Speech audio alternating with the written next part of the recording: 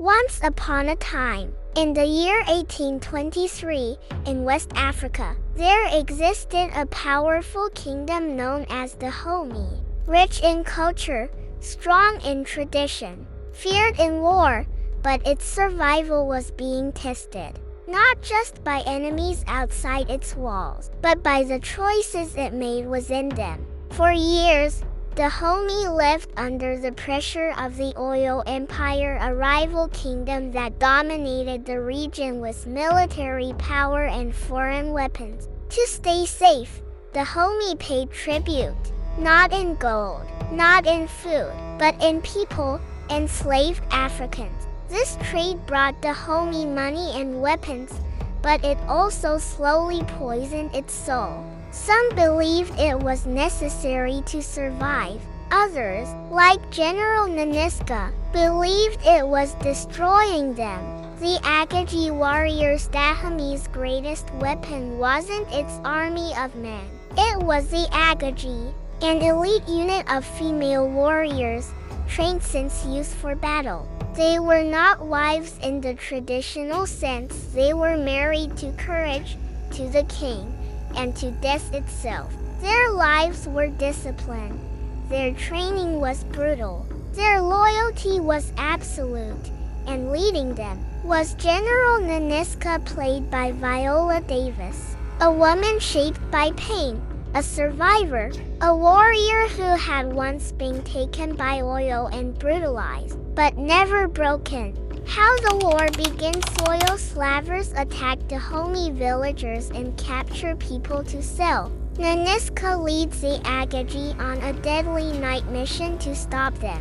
They strike fast, silent, precise. They rescue the captives and return triumphantly. But this act doesn't bring peace. It brings revenge. The Oyo see this as rebellion, an insult, a challenge, so they prepare for war. At the same time, we meet Nawi, a strong, stubborn, outspoken young woman. Her father tries to force her into marriage, but she refuses. So instead, he sends her to the king to become an Agojie recruit. Not as punishment, but as a solution. Nawi joins the other girls and begins military training. And it's not easy.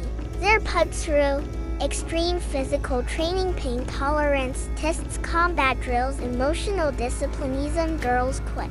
Some collapse, but Nawi endures. And Nanisca starts to notice her, not because she's perfect, but because she's fearless. The political struggle. While war is building, another battle is happening inside the Agojie.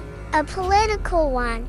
The king and his advisors want to continue selling enslaved people. They argue it brings power, protection, and foreign weapons, but Nanisca disagrees. She argues that the Agojie is destroying its own future. She pushes for palm oil trade instead, a safer, more honorable path.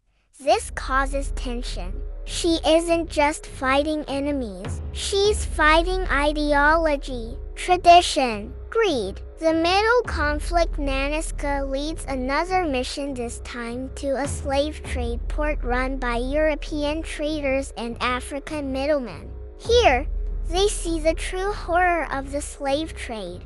Chains, cages, families separated, children branded. It strengthens Nanisca's resolve. But during this mission, everything goes wrong. The Oyo strike back, fiercer, stronger, more prepared. Many Agojie are killed or captured, and the cost of war becomes real. During this time, Nanisca reveals a painful truth. Years ago, she was captured by an Oyo general. He assaulted her. She became pregnant.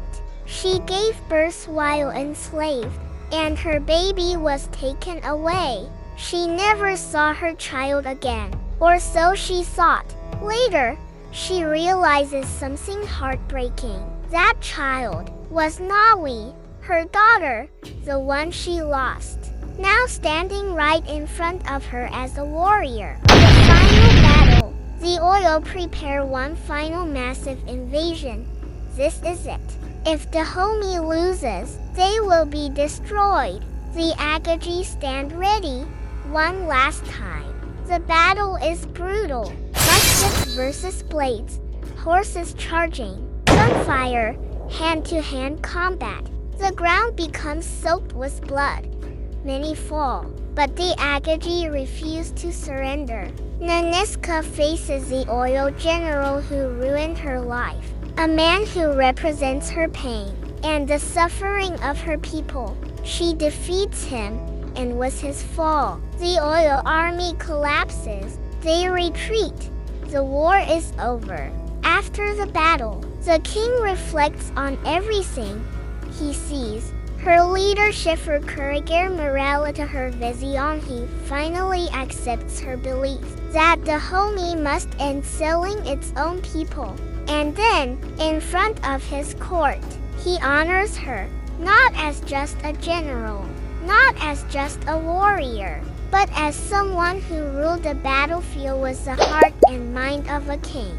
He gives her a title never given to a woman before, the woman king, not because she replaced him, but because her power stood beside his, equal in spirit, equal in authority, equal in legacy.